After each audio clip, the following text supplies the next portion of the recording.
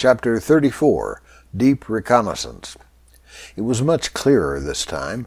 I shut my eyes and let my hearing and vision centers process what was coming in. The octophonic soundscape was back full bore, only way clearer and stunningly visual this time. Maybe it was the grid. Maybe it was the equipment between my ears had learned something. Probably both. I had a vivid flash of a sailboat, maybe 60 meters away. It was pure high def. It had to be through the eyes of one of the sailors on another boat. But it felt like I was there. This was that virtual reality thing again. Then there were, what can I call them? Crossfades. Many of them, as my senses seemed to hop from sailor to sailor, each swamping me with visions and sounds and sensations of clothes and hot sun. I saw other people, amazing people. I looked up masts at graceful lateen sails. I could feel wind, hear waves, and the ripping of the boats through the waves. Everything crashed together in my mind. Then my mind, my centrum, was back in my body. The lionesses thought I'd heard enough, I guess. Okay, don't laugh.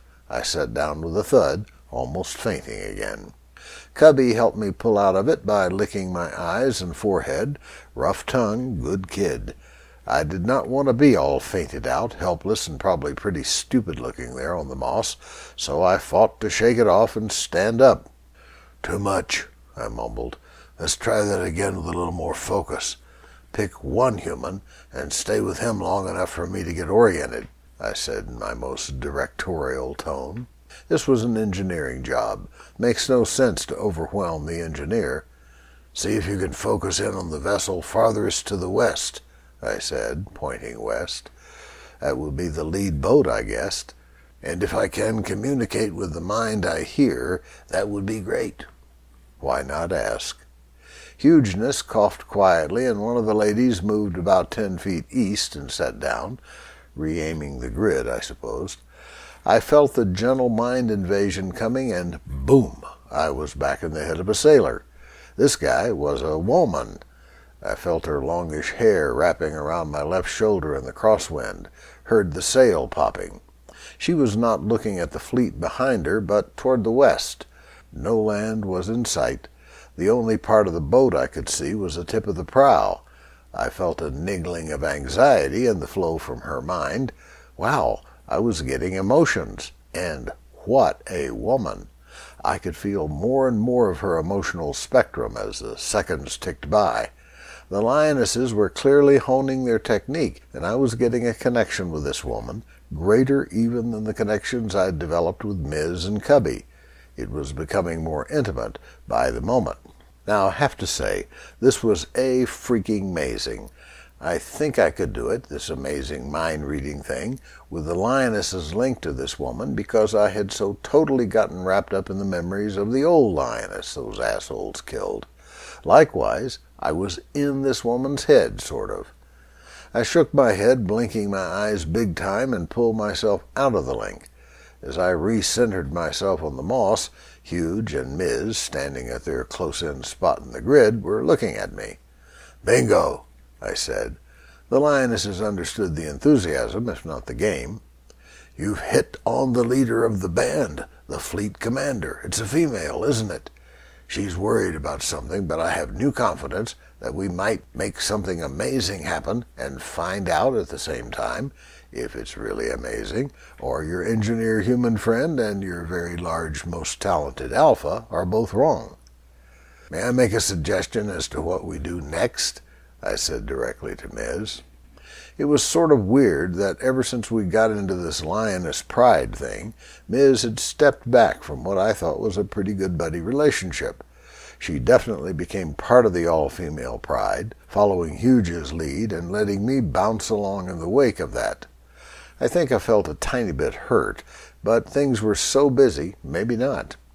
Cubby was still my bud, though, like when she licked me awake after the near faint. Still, it seemed appropriate to do the lioness polite boogie through MIZ. MIZ glanced at Huge and hit me with a real friendly half apology, half "I still love you" blast, and the word "sure." I tell you, these ladies read your subconscious before your conscious mind does. Okay, I want to go learn what I can from the woman leading the fleet. If it can be done while we're on the move, I think we should get on our horse and head toward the bay you've described, in case we want to urge them to come on down." I heard quiet, fast semantic get, horse, come, down, chatter, as the lionesses correctly interpreted my slang. I could now successfully talk to them like I would to a high school mate. Effing amazing. Huge said, "Talk to us through MIZ. You have more practice." MIZ and I for sure have developed a rapport while talking. It's like the best friend thing I mentioned. "Let's move as fast as I can keep up, then stop in an hour and let me reconnect with the fleet," I said to her. "Is it possible for you to connect with any of the two-leggers in the fleet while we're moving and pick up some words and meanings from their minds like you did from me?" MIZ rubbed her face with a front paw, yawned, and sent, "I'll try, but it's hard with no starting references like I had from you, and I need to be very still to concentrate. So probably it will be very incomplete if we are moving." She glanced at Hugeness, and I felt a flash of high-speed lion data between them. "I will stay here for a while and try. Then I will catch up," she said to me. I hated that. What if she couldn't catch up? What if a herd of cave bears attacked her? Would Cubby go with us or stay? MIZ caught the drift of my anxiety and blasted me with a combination of "Don't be silly" and "I'll be okay." I was not reassured, but onward Christian soldiers.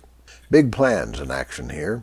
For a swirling thought moment, I reviewed how amazing it was that my idea of contacting the fleet in the Gulf had been accepted as a plan of action by a group of prehistoric, hyper-intelligent, telepathic lions.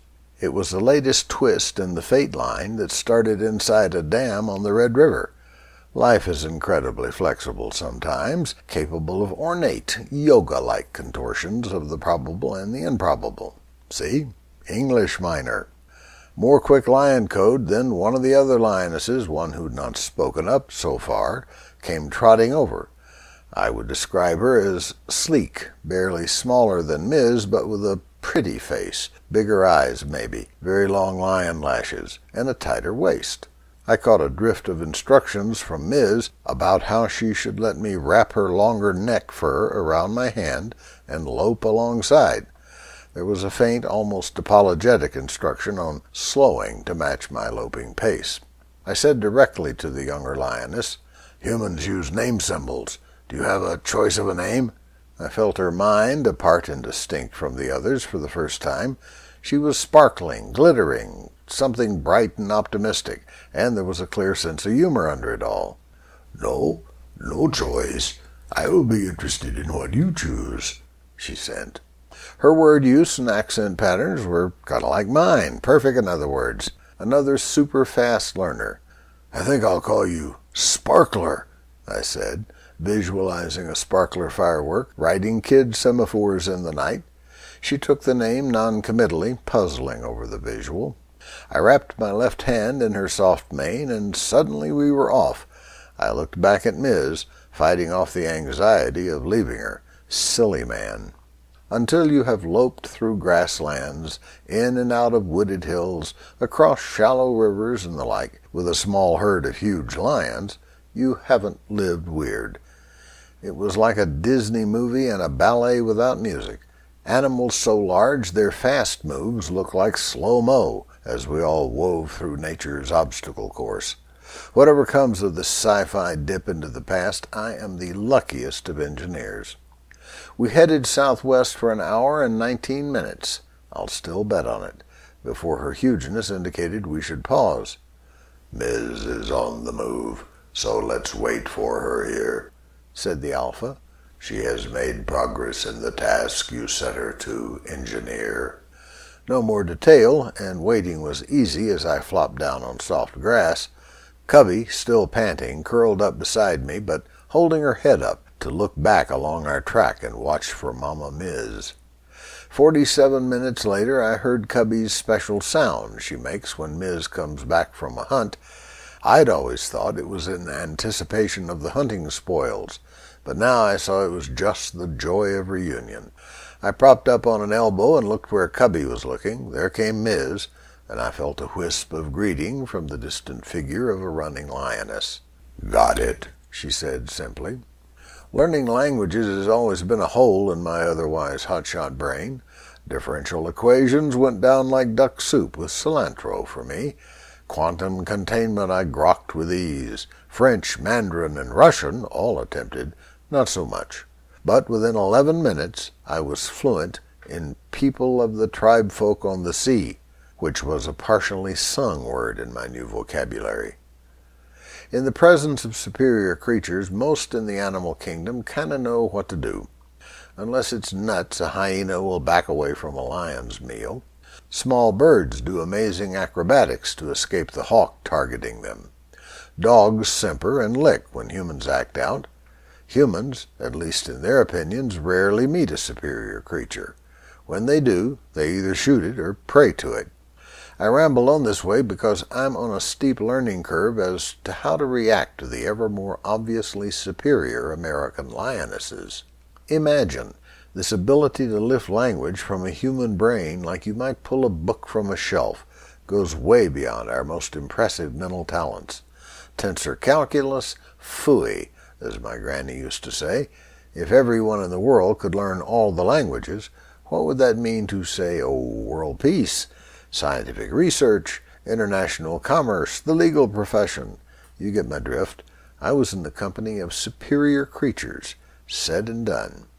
Still, they were extinct by my time, and all this amazing action I was experiencing was in pursuit of my new life cause of keeping them around. Little did I know. Importing, uploading, the new language made me so dizzy I laid down for a few minutes. I could sense MIZ passing the language trove on to the other lions. In the middle of the flow, I heard an almost offhand comment. "Male lions in the area." Oh, shit.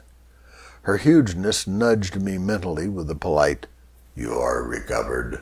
I sat up slowly, testing for vertigo. "Yep, I think so," I said. "Your plan is now to talk to the TribeFolk in their language, I see," Huge continued. Wreathed in the comment was "get off your butt and get on with it," but it was polite and tolerant of my slowness.